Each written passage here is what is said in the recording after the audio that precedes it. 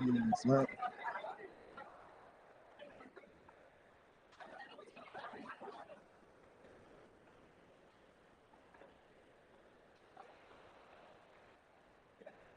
चलिए ध्यान दीजिए, सबसे इंपॉर्टेंट आज शुरू हो रहा है हिस्ट्री का स्टेप, और वो है आपका आधुनिक इतिहास, मॉडर्न हिस्ट्री। बीपीएससी की परीक्षा में मॉडर्न हिस्ट्री से 150 क्वेश्चन में 20 क्वेश्चन इसी से रहे, और इसीलिए सबसे इंपॉर्टेंट हो गया। बिहार दरोगा का जो बच्चे परीक्षा देंगे, क्योंकि दरोगा में वर्ल्ड हिस्ट्री भी होगा, एंशिएंट मेडिवल भी होता है, मॉडर्न का फिर भी महत्व वहां पे 100 क्वेश्चन में 10 क्वेश्चन, तो समझ सकते हो बहुत बड़ी भूमिका इसकी है। और इधर छोटे छोटे ही सही, लेकिन क्लास इधर जो लगातार आपके होंगे, तो इसमें बहुत ज्यादा आपके दिमाग में मेन परिवर्तन आ जाएंगे। तो नीचे पहले हेडिंग दे दीजिए, आधुनिक इतिहास मॉडर्न हिस्ट्री, नीचे लिख दे पाठ्यक्रम सिलेबस की शुरुआत करें। पाठ्यक्रम सिलेबस, पाठ्यक्रम सिलेबस।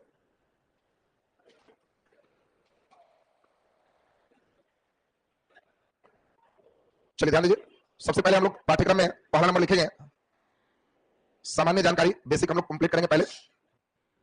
दूसरा नंबर लेसन पढ़ेंगे यूरोपीय कंपनी का आगमन, यूरोपीय कंपनी का आगमन। तीसरा नंबर पढ़ेंगे भारत में ब्रिटिश सत्ता का विस्तार, ब्रिटिश सत्ता का विस्तार। चौथा नंबर पढ़ेंगे इंग्लैंड की विदेश नीति। इसके बाद इंपॉर्टेंट हम लोग पढ़ेंगे 1857 का विद्रोह। इसके बाद हम लोग पढ़ेंगे 1858 से लेके गांधी आगमन, मतलब 1916 तक। 16 से फिर गांधी बैठक में शुरू कर देंगे, 15 में गांधी आ गए, या 15 तक ही कर ले। फिर यहां से हम लोग मेन पढ़ेंगे पूरे इंपॉर्टेंट गांधी युग। ये पूरा गांधी युग हमारा 1915 से लेके पूरे 1947 भारत आजादी तक, ये पूरा एक सीरीज में पढ़ेंगे, जिसको हम लोग गांधी युग के नाम से जानेंगे। इसके बाद हम लोग जो देखेंगे 1915 से 47 तक, तब हम लोग इसमें देखेंगे खास 8वां नंबर, वो होगा भारतीय राष्ट्रीय कांग्रेस, भारतीय राष्ट्रीय कांग्रेस। 9वां नंबर हम लोग पढ़ेंगे गवर्नर, गवर्नर जनरल वायसराय। 10वां नंबर हम लोग पढ़ेंगे सामाजिक और धार्मिक सुधार, धार्मिक सुधार।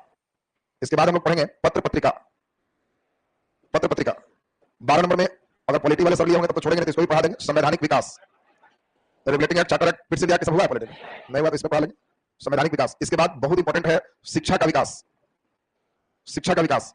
शिक्षा विकास के बाद तब हम लोग इसमें 14 नंबर देख लेंगे गर्मपंथी, गर्मपंथी। 15 नंबर हम लोग खास देख लेंगे अंतिम महिलाओं का योगदान, महिलाओं का योगदान। 15 लेसन पढ़ाएंगे, भर पेट चलेगा, मॉडर्न एकदम लगेगा कि हाँ बहुत ही बढ़िया हमारा पूरा पेज हो गया।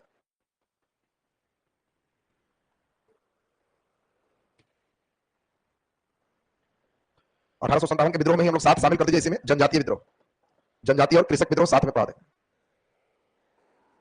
1857 के साथ ही जनजातीय और कृषक एक साथ ही देख लेंगे।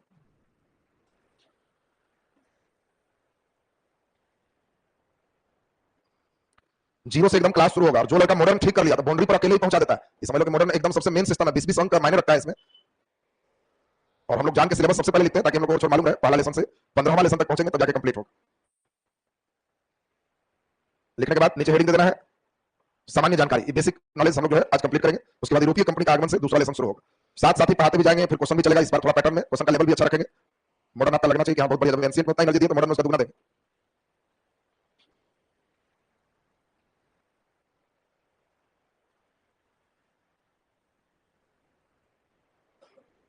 लिखा गया सबसे, चलिए नीचे पहला नंबर लेसन हेडिंग दे दीजिए सामान्य जानकारी। कोई बात नहीं, जो लोग नहीं उतार पाए हैं इस पेज में एकदम सब सुरक्षित अभी लिखित कर दिया गया, अंतिम में लगा देंगे, उतारने वाला चला जाएगा, नहीं उतारा तो छापते रहना। नीचे हेडिंग दो सामान्य जानकारी, सामान्य जानकारी। चलो सुनो, कलम रख दीजिए। मॉडर्न मेडाइवल बिना पढ़े मॉडर्न पढ़ने के लिए हम लोग को कुछ पुल बनाना पड़ेगा, और उस पुल के बाद तब हम लोग इस बात को पूरे समझ पाएंगे। देखिए सबसे पहले तो हम लोग को यह समझना है कि अंग्रेजों के आने से पहले भारत का जो साम्राज्य है, जो क्षेत्र है, वो मुगलों के अधीन था। मुगल दिल्ली में शासन कर रहे थे राजधानी बना करके इतने बड़े क्षेत्र पर, और दिल्ली में मुगलों का रेसिडेंस लाल किला में था। मुगल जो चाहते थे वही करते थे। और मुगल का कुछ बेसिक फेज सभी बच्चे को याद चाहिए। पहला नंबर सभी को याद है कि मुगल के संस्थापक कौन है? बाबर। पहले एकदम ध्यान से सुनना जो हम समझाना चाह रहे हैं। बाबर, बाबर के बाद हुमायूं, हुमायूं के बाद अकबर, अकबर के बाद जहांगीर, जहांगीर के बाद शाहजहां, और शाहजहां के बाद औरंगजेब, औरंगजेब हो गए। इसमें अब हम लोगों को यह ध्यान देना है, औरंगजेब के बाद तब हम चले बहादुर शाह, बहादुर शाह के बाद जहांदार शाह, जहांदार शाह के बाद फर्रुखसियर, फर्रुखसियर, फर्रुखसियर के बाद मोहम्मद शाह, मोहम्मद शाह, मोहम्मद शाह के बाद अहमद शाह, अहमद शाह के बाद आलमगीर द्वितीय, आलमगीर द्वितीय के बाद शाह आलम, शाह आलम के बाद तब इसी तरह से अकबर द्वितीय, फिर यहां पे आते आते तब हम लोग चलेंगे बहादुर शाह द्वितीय, बहादुर शाह द्वितीय या बहादुर शाह जफर। सुनना ध्यान से। अब हम लोगों को पहला काम जो एकदम इनिशियल है, जनरली हम कोशिश नहीं करते कि बच्चों को डेट रटवाएं, इसलिए केवल डेट का नाम नहीं है, लेकिन जहां बहुत इंपॉर्टेंट है वो पिलर है, वो डेट तुम्हें चाहिए, उसके सहायता से तुम कई बार क्वेश्चन समझ करके पहुंच जाओ। तो ध्यान ये रखना है 1526 में पानीपत का प्रथम युद्ध हुआ, और पानीपत के प्रथम युद्ध से बाबर भारत में आया, लेकिन सिर्फ 4 साल ही शासक रहा। 1530 में बाबर की मृत्यु हो गई। यहां पे 1530 में हुमायूं हेड बना, लेकिन 10 साल ही मेन शासन किया, 40 तक। उसके बाद 1539 और 40 में हम लोग पढ़ेंगे लड़ाई चौसा और कन्नौज का युद्ध, बिलग्राम का युद्ध में शेर शाह सूरी इसको हराएगा और सूरवंश चलेगा। लेकिन फिर हम लोग पढ़ेंगे कि इसमें 40 के बाद 15 साल तक एक कंटिन्यू सूरवंश है। फिर बेचारा का भाग्य चमकता है 1555, 55-56 में एक कंटिन्यू है, 56 में इसकी मृत्यु हो जाती है, मतलब हुमायूं कंटिन्यू राजा नहीं है। यही अकबर पहली बार 1556 में राजा बना, और यही पानीपत का द्वितीय युद्ध, पानीपत का एक पहला युद्ध और पानीपत का द्वितीय युद्ध। दो राजा ऐसे हैं जो मॉडर्न के लिए शुरुआत करते हैं, जैसे अकबर और मेन औरंगजेब, ये दोनों सबसे इंपॉर्टेंट है। बाकी जितने भी दरबार में आएंगे सब जहांगीर हो। अब यहां महत्वपूर्ण यह है अकबर और औरंगजेब दोनों 49 साल तक शासन किए। ये ध्यान दो, 50 रन पूरा होने में बस एक रन बाकी रहा, बेचारे आउट हो। तो सोचो कि 49 साल तक अकबर भी राजा है और 49 साल तक औरंगजेब भी राजा। अकबर को और टिकना चाहिए था किस पर, लेकिन बेचारे जल्दी आउट हो गए, क्योंकि अकबर सिर्फ 14 साल में 15 साल में ही राजा। अब जो 14 साल में राजा है और 50 साल भी नहीं किस पर टिक रहा है, 70 साल पुराने के पहले मर जा रहा है, दुखद बात। और जो आदमी 40 पार करके राजा बन रहा है 50 के लगभग में, और वो 50 साल टिक जा रहा है, एक बड़ा आश्चर्य की बात। और इसीलिए 90 प्लस में मरा, इसका उम्र बेचारा का बहुत कम ही में इसकी मृत्यु हो गई है। 90 साल के भी है तो हाथी पर अपने लड़ाई मैदान में जा रहा है, लड़ने जा रहा है। सोच लो 90 के लगभग में युद्ध मैदान में पहुंच रहा है, तो सोचो कितनी बड़ी बात है औरंगजेब के। अब इसके टर्निंग पर ध्यान देना है। 49 साल जब जोड़ दोगे, डेट याद चाहिए, इसलिए तुमको डेट खास कर 1556 में 49 जोड़ दोगे तो 1605 हुआ। ये इसीलिए तुमको बताया है क्योंकि तुमसे क्वेश्चन आया ईस्ट इंडिया कंपनी की स्थापना के समय भारत में मुगल बादशाह कौन थे। तो तुमको मान लो 31 दिसंबर 1600 हम पढ़ाए, तो तो आगे का सीन है, लेकिन तुम पीछे का सीन ही नहीं जानोगे तो उधर समझने में दिक्कत हो। इसीलिए दिमाग में इसे रखना है कि 1600 ईस्वी, 1601, 1602, 1603, 1604, 1605 तक अकबर है। 1605 में अकबर मर जाता है। 22 साल तक राजा फिर जहांगीर है, यानी 1605 से लेकर 1627 तक ये लगातार जहांगीर। ये डेट भी तुमको खास ध्यान इसीलिए देना है क्योंकि जितने आएंगे, captain Hawkins 1608, sir Thomas Roe 1616, जो 1615, 16, 16, 16, 8 जो आएगा सब किसके दरबार में आएगा, जहांगीर के। कंपनी की स्थापना होगी किसके समय, अकबर, लेकिन इन किसके समय होगा, जहांगीर। लगभग जहांगीर के समय परमिशन सब मिल जाएगा, इसके समय लगभग आ चुके रहेंगे। इसके पहले की बात अगर करें 1526 से पहले, तो इस समय भारत में मुगल नहीं है, इस समय सल्तनत काल चल रहा है। तुमको धीरे धीरे गहराई का क्वेश्चन जब आएगा तो बच्चे 90% खत्म हो जाओ। क्वेश्चन खाली दे देगा कि पुर्तगाल ईस्ट इंडिया कंपनी की स्थापना के समय उत्तर भारत का राजा कौन था, तो इतने में काम खत्म हो गया। क्योंकि अभी हम चल रहे हैं 1498, और 1498 में सीन समझाएंगे कि क्या चलो। अभी तो तुमको शुरू किया 1526 से, तो इस दिमाग में तो आ गया कि समय मुगल नहीं है, नहीं तो लड़के पुर्तगाल ईस्ट इंडिया में अकबर मार के आता है। तो अभी इतना उसमें आ रहा है, तो क्या पुर्तगाल क्या ईस्ट इंडिया, मुगल बादशाह होगा अकबर को। तो ध्यान ये रखना कि समय सल्तनत पीरियड है। शाहजहां का जो पीरियड देख रहे हो, सारे बच्चे को ये लाइन बिल्कुल ध्यान रखना है। 1627 से लेकर के और ये 1658 तक शासक होगा, और 1658 से लेकर 49 साल जोड़ दोगे 1707 तक शासक होगा। हमें ज्यादा डेट फिर से मतलब नहीं है, ये वाला डेट मैं चाहता हूं हर बच्चे को याद चाहिए, बाकी डेट से मतलब नहीं। अब ध्यान से सुनो, यहाँ पे अब कहानी का प्रसंग बढ़ रहा है। देखिए, मुगल बादशाह एकदम केंद्रीकृत शासन कर रहे थे, इतने बड़े साम्राज्य में इनके शासन चल रहे थे। दिल्ली में मुगल बादशाह मेन रह रहे थे। औरंगजेब कहानी की शुरुआत है, अपने साम्राज्य को कई सूबा में डिफाइन किए थे। सूबा का मतलब होता है राज्य, राज्य में अपने साम्राज्य को बांटे हुए थे। और कहानी का यह टर्निंग है कि लोग इतने तेज थे मुगल बादशाह कि कोई भी राज्य उनका कंट्रोल में रहे, इसके लिए 2 पद पर नियुक्त करते थे। एक पद जो था इसका नाम था फौजदार, और दूसरा पद था जिसका नाम था दीवान। देखो बढ़िया से समझना, किसी भी राज्य में मुगल बादशाह के द्वारा 2 पदों की नियुक्ति थी। एक पद का नाम है फौजदार, फौजदार का मतलब इसके पास फौज होते थे और इसकी ड्यूटी थी शांति व्यवस्था बनाए रखना। लेकिन जान के वो इतने तेज थे कि इसको फौज दिया है तो घोटाला पैसा न करे, इसीलिए पैसा के हेड उसको सेना नहीं दिया कि तुम हिसाब किताब रखना, और उस पद पर दीवान नियुक्त करते थे। और जनरली दीवान और फौजदार में पटरी नहीं रहता, कारण हिसाब किताब एकदम टाइट लिखते थे। अब 10 घोड़ा लेके गया तो लिखते थे 10 घोड़ा, हम कहता था 15 कर दो ना, नहीं हमको विश्वास करके दीवान बनाया, दीवान पद बड़ा एकदम विश्वासी आदमी को मिलता। अब नहीं लिखा था ठीक है, तो बेकार का गवाह हम भेज देते। मुगल बादशाह दोनों को स्वतंत्र रखा था कि जब कोई तुमको लगे कि कुछ गड़बड़ हो रहा है तुमको चिट्ठी भेज देना। अब जान के चिट्ठी भेज दिया कि वहां से सर इतना तहसील है, कंफर्म है, रिकॉर्ड मिला लीजिए। कई बार मामला कि इस राज्य से उस गांव से कितना वसूला, इसको ड्यूटी देते थे कि पूछ के लिख के भेजो, इसको कहते थे कि तुम अपना भेजो, दोनों हिसाब मैच कर रहा है कि नहीं। अब ये दोनों पद अलग अलग रहने से उनको बड़ा आराम रहे। धीरे धीरे अब होता क्या था, कई जगह पर फौजदार अपने आप को स्वतंत्र भी घोषित करते थे, टैक्स नहीं देंगे, एकदम स्वतंत्र हम ही रहे। तो मुगल बादशाह उस पर हमला करते थे, उसको हत्या करते थे, दूसरे को बनाते थे। औरंगजेब का उम्र जब 80 पार होने लगा, 1700 आते आते अब विद्रोह काफी बढ़ गया। इस समय के फेज में तुमको मेन 2 बात एकदम दिमाग में बैठाना है। पहला, मुगल बादशाह जो अकबर देख रहे हो, उसके समय पंजाब का हिस्सा जो दिल्ली के बगल में है, यहां पर कुछ जमीन दान देकर के इसने अमृतसर शहर की स्थापना करवाया। यही धीरे धीरे पंजाब प्रांत बने, यानी पंजाब राज्य के मेन स्थापना जो देख रहे हो किसके समय, अकबर के समय। जमीन वगैरह यही 500 बीघे जमीन दान देंगे, हम लोग गुरु वगैरह पढ़े। औरंगजेब आते आते महाराष्ट्र के हिस्से में एक नई शक्ति उभर के आएगी जिसका नाम होगा मराठा। देखो इसके पहले मराठा नहीं है, शक्ति के रूप में उभर के नहीं आया। औरंगजेब के समय पहली बार शिवाजी के नेतृत्व में मराठा उभर के आया। बड़ा आपको आश्चर्य होगा, जिस समय पूरे जगह पे मुस्लिम चल रहे थे, उस समय दक्षिण में जो कर्नाटका का हिस्सा देख रहे हो, यहां पर उडियार वंश चल रहा है जो हिंदू है। उडियार वंश चल रहा है जो हिंदू है, लेकिन बाद में उस उडियार को भी हटा के कर्नाटका में हैदर अली कब्जा कर लिया, और हैदर अली ने उस कर्नाटका के बेल्ट को मैसूर प्रांत घोषित किया। तो जब हम मैसूर बोलेंगे तो समझना कि कर्नाटक का बेल्ट चल रहा है, यहाँ पे हैदर अली का नेतृत्व चल रहा है। और सबसे घोर आश्चर्य तुम्हें होगा, भारत के ये जो क्षेत्र है, ये जो भारत का बेल्ट है, इस राज्य को आज आप तमिलनाडु के नाम से जानते हो, उस समय इसी राज्य को कर्नाटक कहते थे। देखो अभी जो तमिलनाडु है, भाषाई आधार पर राज्यों के पुनर्गठन में नाम बाद में चेंज। लड़के को जब हम कहते हैं कर्नाटक का युद्ध तो बच्चे का टावर उधर धरने लगता है, जबकि ध्यान रखना है कर्नाटक का युद्ध तो इधर धरना है। पूछा जाएगा कर्नाटक का युद्ध किस तट पर हुआ, तो ये तट का नाम आपको ध्यान रखना है। कौन सा तट? कोरोमंडल की मालाबार, कोरोमंडल तट पर है। तो ये जो तुम देख रहे हो वर्तमान तमिलनाडु, हम लोग के मॉडर्न पढ़ने समय उसका नाम क्या मिलेगा? कर्नाटक। अब इंपॉर्टेंट सुनिए, छोटे छोटे और भी कई राजा हैं, सब राजा चाह रहा है कि विद्रोह करते, हंगामा करते। क्यों? औरंगजेब बुरा हो चुका है, औरंगजेब सिर्फ संभाल नहीं पा रहा है। बंगाल में भी उसने अपने पोता को कहा कि तुम ही मेन फौजदार रहो, लेकिन जान रहा था कि पोता के फौजदार बनाएंगे सब पैसे खा के गायब कर देंगे, तो राजा का बेटा मामूली खर्चा करेगा। तो इसीलिए दीवान वहां पे सबसे ईमानदार को खोजा। उड़ीसा में दीवान थे और मुर्शिद कुली खां को कहा कि तुम बंगाल संभालो, और मुर्शिद कुली खां इतने ईमानदार थे, वो एक एक पाई का हिसाब रखें। अजी मुसान कहे कि भाई हम पोता है उनका, हिसाब पैसा नहीं उनसे मांगिए, हम हिसाब साफ रखें। वो अंतिम में इतना चढ़ गया कि कहा कि तुम कलकत्ता रहो, हम बिहार रहेंगे, पटना, ताकि यहाँ रहेंगे तो कम से कम पटना में घोषणा कर देंगे कि कोई राजा 1000 रुपया हो रहा है तुमको 900 रुपया रख लो, उधर मत जाओ, अकादना के हिसाब किताब ले लिए, तो कुछ तो पैसा आएगा। और पटना के बसाने के लिए उस समय खर्चा किया और अजी मुसान ने अजीमाबाद नाम रखा, लेकिन उनकी पटरी इनसे नहीं। और सारे राज्य में लोग इंतजार कर रहे थे कि हम विद्रोह कर दें, बुरा हो चुका है। लेकिन दिक्कत क्या हुआ है, सबसे बड़ी दिक्कत क्या है? औरंगजेब राजा बनने के लिए अपने ही पिता को जेल में कैद कर दिया। जो व्यक्ति ताजमहल बनाया, वो व्यक्ति जब बीमार पड़ा तो अपने सबसे बड़े बेटे दारा सिकोह को राजा बनाना चाहता था। औरंगजेब चाहता था कि हम बने, औरंगजेब ने दारा सिकोह को मार दिया।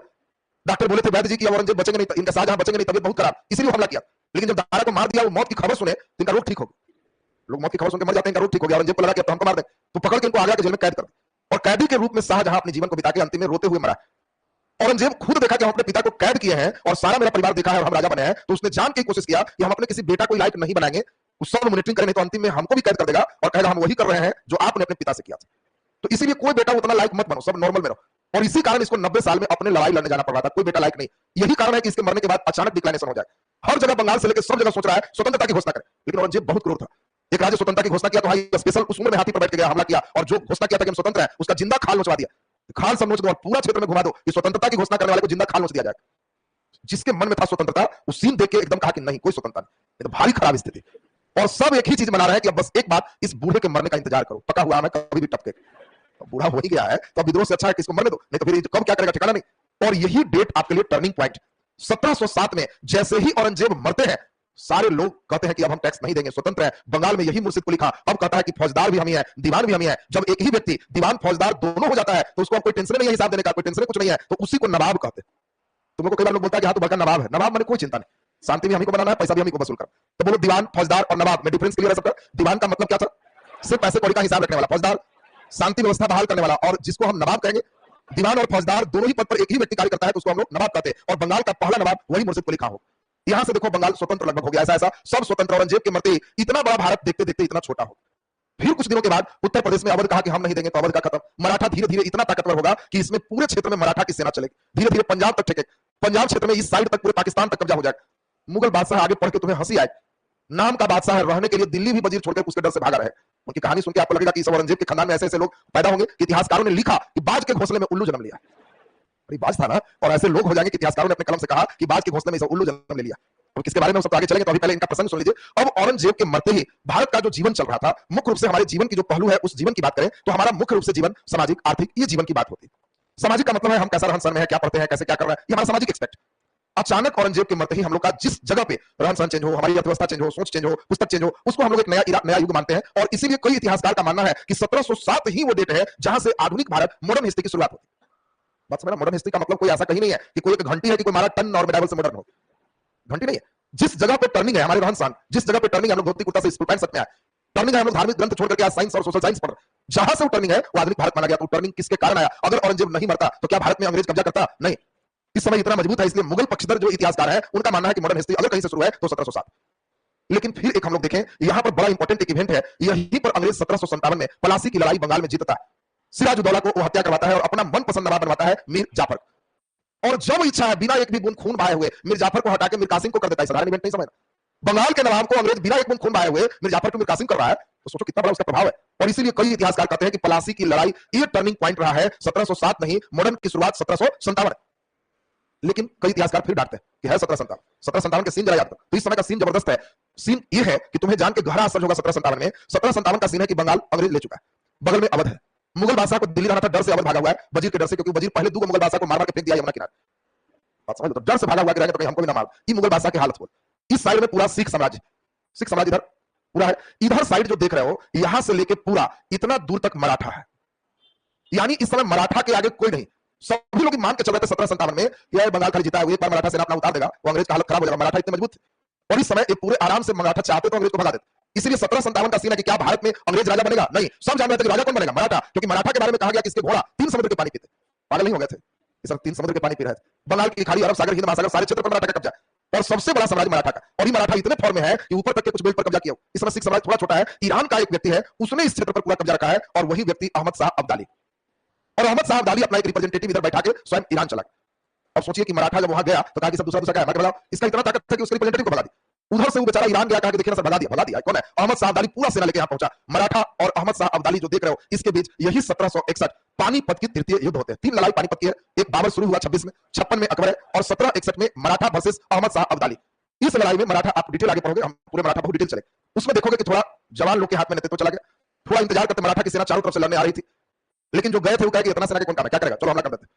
थोड़ा जवान में कंट्रोलिंग भी तो कम होता, धैर्य नहीं रहा, और इसीलिए वो हमला कर दिए। लाइन से मराठों की सेना आती गई, अहमद शाह अब्दाली मारते गया, उसकी भी सेना का नुकसान हुआ। लड़ाई खत्म जब हुआ तो ये भारत का, छोड़ दीजिए, विश्व की पहली लड़ाई। हर लड़ाई ये फैसला करता था कि राजा कौन बने। पानीपत का तृतीय युद्ध एक ऐसी लड़ाई है वर्ल्ड में जो ये नहीं बता सका राजा कौन बने, ये बता दिया राजा कौन कौन नहीं बने। उल्टी लड़ाई। मराठा की ताकत इतनी टूट गई कि अभी कंफर्म हो गया एक सच में कि मराठा नहीं बनेगा। अहमद शाह अब्दाली भी इतना टूट गया कि कहा कि इंडिया छोड़ो, ईरान ही ठीक है, जो बचा कुचा कम से कम शांति से रहेंगे। दोनों ही चला गए और देखिए बड़ा रिवर्स लड़ाई है। इसीलिए जो मराठा पक्षधर इतिहासकार है वो कहते हैं कि ये मॉडर्न इंडिया है 1761। अगर मराठा नहीं हारता तो पलासी जीतने से क्या होता? कुछ नहीं होता। पलासी से थोड़ा अंग्रेज हेड बना, तो बक्सर के बाद 64 से हेड बनेगा। जब हम लोग इलाहाबाद की संधि देखें, पलासी में तो नवाब जो मनपसंद केवल बना रहा है, नवाब खत्म नहीं।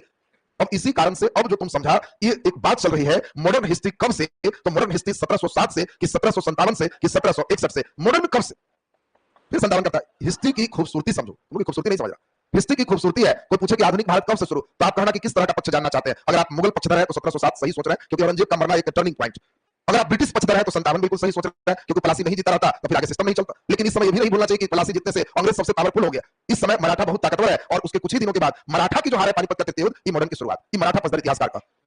लेकिन अब ज्यादा वोटिंग में भी जाएगा तो ज्यादातर इतिहासकार का मानना है पलासी का युद्ध ही एक टर्निंग पॉइंट में था। और इसीलिए अगर पक्षधर वाइज पूछेगा, मराठा पक्ष के अनुसार आधुनिक भारत की शुरुआत 61 है, मुगल पक्ष के अनुसार 1707 है, कुछ नहीं बोलता है तो समझ लेना है कि 1757 ये जो पलासी की लड़ाई है यहीं से शुरुआत होती है। और हम लोग यहां शुरू करेंगे 1757 से लेकर 1947 पूरे पेज। पूरा मॉडर्न की शुरुआत का बात क्लियर हो गया सबका। थोड़ी सी बात अब यहाँ पे और सीखना है। अब इन लोगों से थोड़ा मिल लीजिए जो बाज के घोंसले में जन्म लिए थे। अब ध्यान से समझे। हाँ, ईरान का शासक है तो वो अपना फिर ईरान ही चला गया, कारण उसके सैन्य नुकसान बहुत ज्यादा है। और बाकी कितना किधर मरा क्या है वो सब सीन हम लोग मराठा की कहानी में सुने। अभी केवल मैं चाह रहा हूं कि आपके दिमाग में कुछ कुछ बेस घूमने लगे, आपके अंदर मराठा घूमने लगा, सिख घूमने लगा। आपको जैसे अभी हम कर्नाटक बोलेंगे तो किस राज्य में रहो, तमिलनाडु के राज्य में रहोगे, मैसूर बोलेंगे तो वर्तमान कर्नाटक का क्षेत्र रहोगे। तो ये सभी स्टेप आपके दिमाग में केवल घूमे, वो सब हम करेंगे। अभी तेजी में सुने आप। औरंगजेब के बाद बहादुर शाह प्रथम शासक बना। इसके समय लगभग पार्ट स्वतंत्र है, केवल थोड़ा हिस्सा में इनाम मात्र का राजा। अंतिम रूप से जो कह सकते हो योग्य शासक है।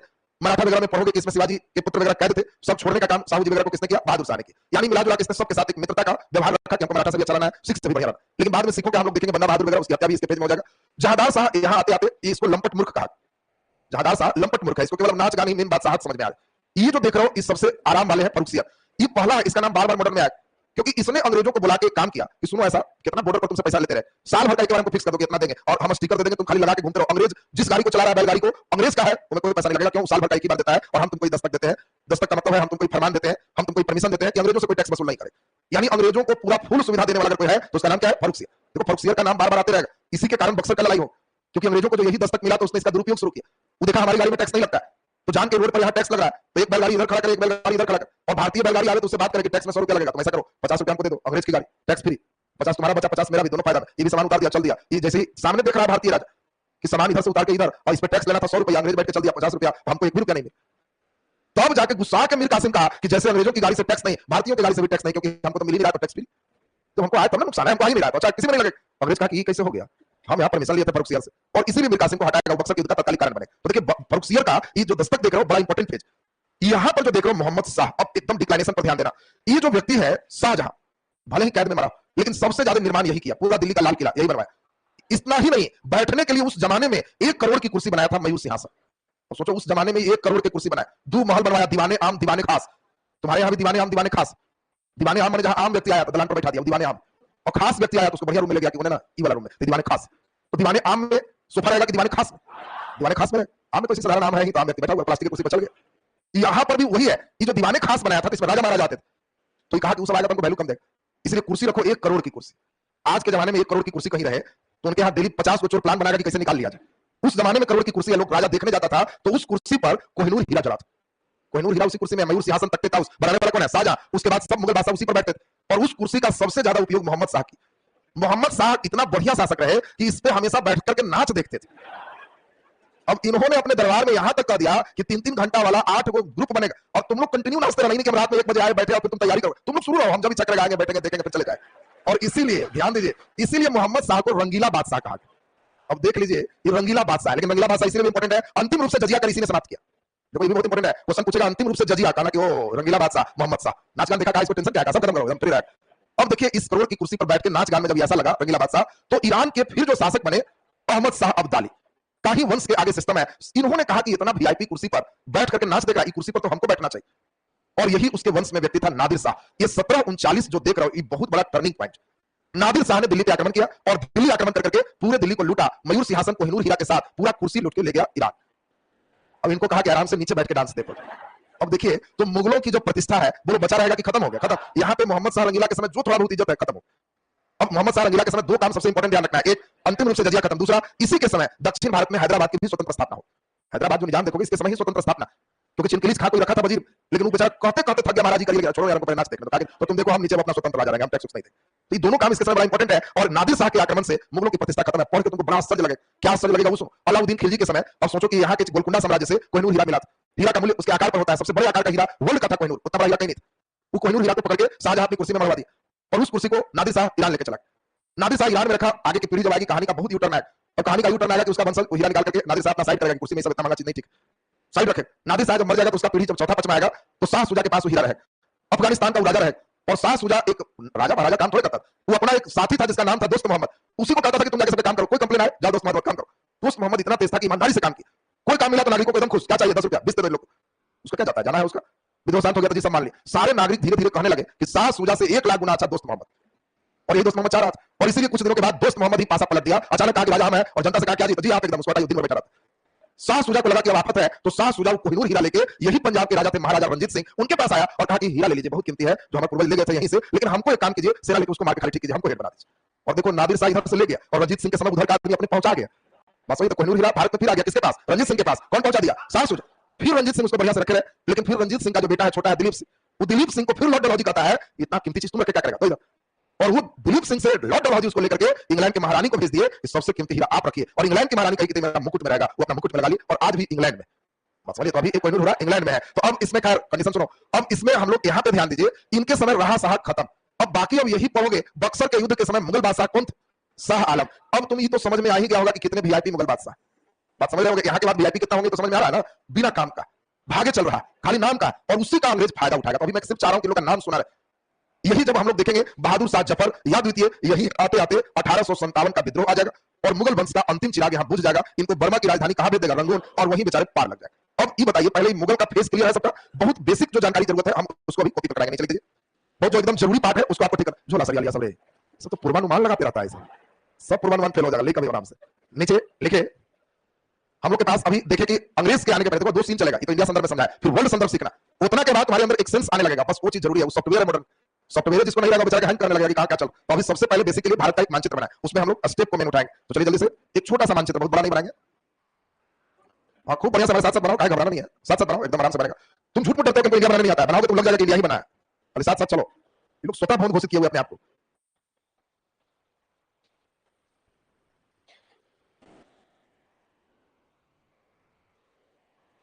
वजीर प्रधानमंत्री होते थे, वजीर का मतलब हो गया प्रधानमंत्री, राजा के मुख्य केंद्र में रहेगा वजीर।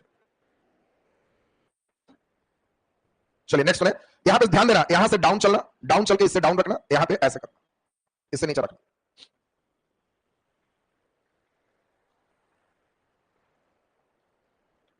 यहां से पूरे ऐसे एक अंगूठा इस साम्राज्य को बनाओ,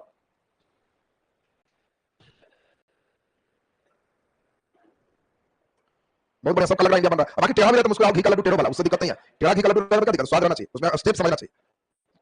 चलिए नेक्स्ट ध्यान से समझो, अब यही बात सुनिएगा भैया से, जितना ऊपर है उतने नीचे जाना है और इसके सीधे में जाना है, ध्यान दो, जितना ऊपर है उतना ही नीचे इसके सीधे में जाना है। यहां से ऐसे करके स्टेप उठाओगे, इस साइड में पूरे सीधे सीधे मिला लोगे, सीधा मिला ले, यहां पे ऐसे कर ले, यहां से ऐसे बना। चलिए नेक्स्ट, अब जरा ध्यान से सुनेंगे, सबसे इंपॉर्टेंट बात सुनो, ये जो पार्ट घेरोगे, ध्यान से सुनना, ये पार्ट जो घेरोगे, बोलो इसका नाम क्या होगा? कर्नाटक। ये बात ध्यान रखना, ये कभी मत समझना कि सर कर्नाटक किधर है, उस समय जो पढ़ रहे हो कर्नाटक का पोजीशन ये है, कर्नाटक हो गया। ये जो पूरा देख रहे हो बांग्लादेश तक चलना, ये नहीं कि केवल पश्चिम बंगाल चलना, ये पूरे बिहार, झारखंड, उड़ीसा, बांग्लादेश, ये पूरा सेक्टर जो देख रहे हो, यही हमारा किस नाम से है? बंगाल, बंगाल है। ये जो सेक्टर देख रहे हो, यही हमारा जो सेक्टर है, ये हमारा मैसूर क्षेत्र होगा, मैसूर, मैसूर बेल्ट हो गया। यहीं पर बोलो किसका उदय हो जाएगा? मराठा, धीरे धीरे बढ़ते चला जाएगा। ये पंजाब में बोलो किसका उदय हो जाएगा? सिख साम्राज्य। यूपी में बोलो किसका है? अवध। जब हम अवध बोलेंगे तो समझना कि यूपी का बेल्ट अवध का हिस्सा हो गया, अवध, मराठा, सिख। यहाँ पे हैदराबाद निजाम वगैरह, लेकिन उस समय हम लोग ज्यादा एनर्जी नहीं लगाएंगे, अभी ये चीज हो गया आपका। चलिए नीचे हेडिंग दीजिए, बस इतना स्टेप मुझे चाहिए, बाकी बहुत ज्यादा स्टेप की जरूरत नहीं है। यहाँ पे आप समझ पा रहे हो, यह है दिल्ली का हिस्सा, और दिल्ली, दिल के पास ये सिर है, थोड़ा नीचे, दिल के पास दिल्ली, और यही मुगल बादशाह की राजधानी है। चलिए नीचे लिख दीजिए, मुगल बादशाह, मुगल बादशाह। हम लोग मॉडर्न के संदर्भ में मुगल बादशाह को देखेंगे, इसलिए कोई ज्यादा उसमें लोड लेकर नहीं चलना है। मुगल बादशाह बोलो, सबसे पहले हम लोग किसको देखेंगे? बाबर। बाबर का खाली डेट इंपॉर्टेंट है, 1526 से 1530, इंपॉर्टेंट सिर्फ हो गया 1526। क्या इस समय हुआ है? पानीपत का प्रथम युद्ध, बस और कुछ नहीं, क्योंकि पानीपत का तृतीय युद्ध हम लोग को पढ़ना है, तो प्रथम द्वितीय भी हम लोग के लिंक में रहेगा, और कुछ नहीं। पानीपत का प्रथम युद्ध। दूसरा नंबर हम लोग चल दीजिए, हुमायूं। हुमायूं का डेट इंपॉर्टेंट कुछ नहीं है, छोड़ दीजिए उसमें। तीसरा ये थोड़ा इंपॉर्टेंट हो जाएगा, अकबर। और अकबर में यही हमने समझाया है 1556 से लेके 1605 तक। दिमाग में रखना है कि दो राजा 49 साल राजा बने हैं, कौन कौन? अकबर और औरंगजेब। इस समय सबसे इंपॉर्टेंट हम लोग को ध्यान रखना है 1556 का डेट, और यह डेट क्या है? पानीपत का द्वितीय युद्ध। और ध्यान रखना कि इसी द्वितीय युद्ध से शासक मुख्य रूप से बनेगा, और 49 साल राजा बनेगा, 49 जोड़ के निकल जाना। 1605 इसलिए इंपॉर्टेंट है क्योंकि ईस्ट इंडिया कंपनी की स्थापना इसी के समय, इसलिए इसका डेट थोड़ा इंपॉर्टेंट है। चौथा हम लोग को मॉडर्न हिस्ट्री के अनुसार से और इंपॉर्टेंट है, क्योंकि जहांगीर 22 साल राजा रहा, और सारे लोग अंग्रेज इसी के समय आए, 1605 से लेकर 1627 तक। ये सब ध्यान रखना है, क्योंकि डेट के साथ मुगल बादशाह लिंक पूछेगा, तो आपको जिसका डेट चाहिए वो बेसिक में हम कर दे रहे हैं कि आपके पास एकदम क्लियर है। चलिए, जहांगीर के बाद हम लोग का है शाहजहां। शाहजहां आपको हमने बताया कि 1627 से शुरू करेंगे, तो बोलो 1600 कब तक हो जाएगा? 58 तक। 1658 तक। इधर कोई बहुत इंपॉर्टेंट इवेंट नहीं है, और यही छठा सबसे इंपॉर्टेंट है, और यह इंपॉर्टेंट है औरंगजेब। औरंगजेब 1658 से 49 साल तक शासक रहेगा, 1707। चलिए, सबसे इंपॉर्टेंट हमारे पास एक डेट मिला, ये डेट कब है? 1707। ये डेट बहुत इंपॉर्टेंट है, नीचे स्टार लगा के लिख दीजिए 1707 में। ये सब डेट जान के पहला पेज पे कर दिया कि पहला पेज धीरे धीरे एकदम तुम्हारा पच जाना चाहिए, इतना पचा हुआ रहेगा तो फिर आगे सही। क्योंकि मैं नहीं पढ़ा तो उसका कंपल्सेशन के लिए सीढ़ी रहना जरूरी है, नहीं तो फिर अचानक मॉडल लगेगा कि लिंक बन नहीं पा रहा। बोलो, औरंगजेब की मृत्यु कब है? 1707। और जो भी मुगल पक्षधर इतिहासकार है उनका मानना है यहीं से आधुनिक भारत की शुरुआत है। तो 1707 का डेट बहुत इंपॉर्टेंट, ध्यान रखेगा, बहुत यहाँ पे टर्निंग आएगा, जब हम मॉडर्न पाएंगे यहीं पे साहू जी, फिर कैसे होगा, बहुत सारे टर्निंग 1707 में मिलेगा आपको। लिख दीजिए 1707 में औरंगजेब की मृत्यु हुई। 1707 में औरंगजेब की मृत्यु हुई, औरंगजेब की मृत्यु हुई। मुगल पक्षधर इतिहासकार, मुगल पक्षधर इतिहासकार, मुगल पक्षधर इतिहासकार इसे आधुनिक भारत की शुरुआत मानते हैं, इसे आधुनिक भारत की शुरुआत मानते हैं, इसे आधुनिक भारत की शुरुआत मानते हैं। चलिए नीचे डबल स्टार लगा के डैश लिख दीजिए, डबल स्टार लगा के डैश लिखे। मुगल बादशाह फर्रुखसियर ने, मुगल बादशाह फर्रुखसियर ने अंग्रेजों को मुक्त व्यापार के लिए, अंग्रेजों को मुक्त व्यापार के लिए दस्तक, दस्तक, दस्तक ब्रैकेट में फरमान प्रदान किए। दस्तक मैंने परमिशन, फरमान मैंने आदेश। हम फरमान देते हैं, तो फरमान देते हैं का मतलब क्या हुआ? आदेश देते हैं। उस क्वेश्चन पूछेगा बंगाल में ईस्ट इंडिया कंपनी को मुक्त व्यापार का दस्तक किसने दिया? तो फर्रुखसियर ने। ये फर्रुखसियर का दस्तक बड़ा इंपॉर्टेंट रहेगा। नीचे डैश लिख दीजिए, नीचे डैश लिखिए। ब्रिटिश पक्षधर इतिहासकार, ब्रिटिश पक्षधर इतिहासकार 1757 के पलासी के युद्ध को, 1757 के पलासी के युद्ध को, पलासी के युद्ध को आधुनिक भारत का शुरुआत मानते हैं, आधुनिक भारत का शुरुआत मानते हैं, आधुनिक भारत का शुरुआत मानते हैं। नीचे स्टार लगा लिख दीजिए। मराठा पक्षधर इतिहासकार, मराठा पक्षधर इतिहासकार, मराठा पक्षधर इतिहासकार 1761 के पानीपत के तृतीय युद्ध को, 1761 के पानीपत के तृतीय युद्ध को, पानीपत के तृतीय युद्ध को आधुनिक भारत की शुरुआत मानते हैं, पानीपत के तृतीय युद्ध को आधुनिक भारत की शुरुआत मानते हैं, आधुनिक भारत की शुरुआत मानते हैं।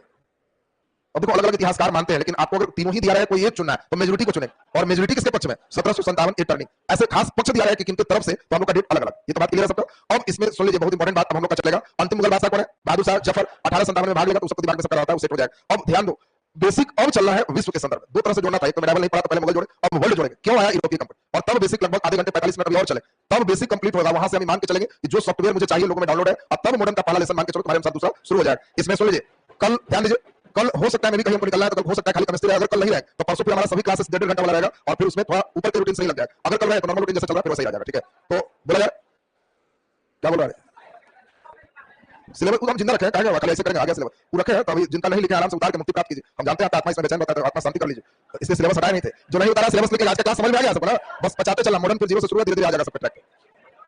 आज एनसीईआरटी नहीं है, एनसीईआरटी